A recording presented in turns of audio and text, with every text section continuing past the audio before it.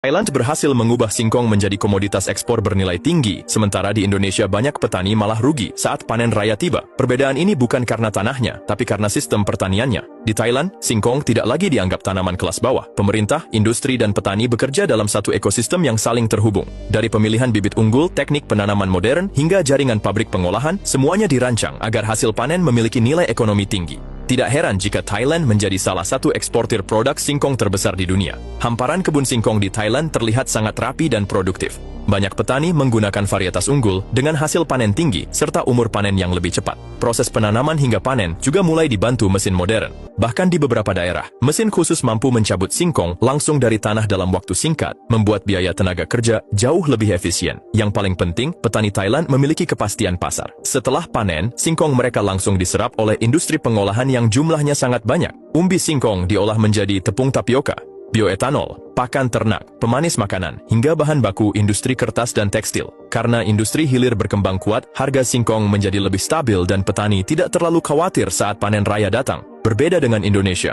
meski memiliki lahan luas dan iklim yang sangat cocok untuk singkong, banyak petani justru menghadapi masalah klasik setiap musim panen. Harga singkong sering jatuh drastis karena pasokan melimpah tetapi industri penyerap terbatas. Di beberapa daerah, harga singkong bahkan pernah sangat rendah hingga tidak cukup untuk menutup biaya pupuk, transportasi, dan tenaga kerja. Banyak petani Indonesia masih bergantung pada tengkulak untuk menjual hasil panen mereka. Posisi tawar petani menjadi lemah karena akses langsung ke pabrik sangat terbatas. Saat harga turun, petani hampir tidak punya pilihan selain menjual murah agar hasil panen tidak membusuk. Padahal potensi singkong Indonesia sebenarnya sangat besar. Tanaman ini bisa tumbuh di lahan kering, tahan terhadap cuaca panas, dan memiliki kebutuhan pasar industri yang terus meningkat. Jika didukung teknologi modern dan industri hilir yang kuat seperti di Thailand, singkong bisa menjadi sumber ekonomi besar bagi desa-desa di Indonesia. Thailand membuktikan bahwa singkong bisa menjadi komoditas masa depan dengan nilai ekspor tinggi.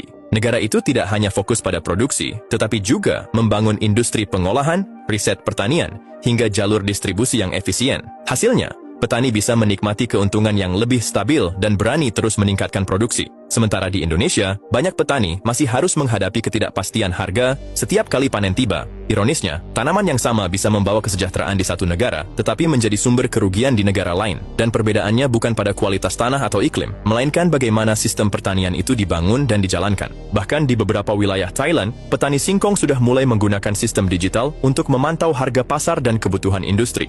Mereka tahu kapan waktu terbaik untuk menjual hasil panen. Sementara di Indonesia, banyak petani masih kesulitan mendapatkan informasi pasar yang jelas. Akibatnya mereka sering menjual dalam kondisi terpaksa saat harga sedang jatuh.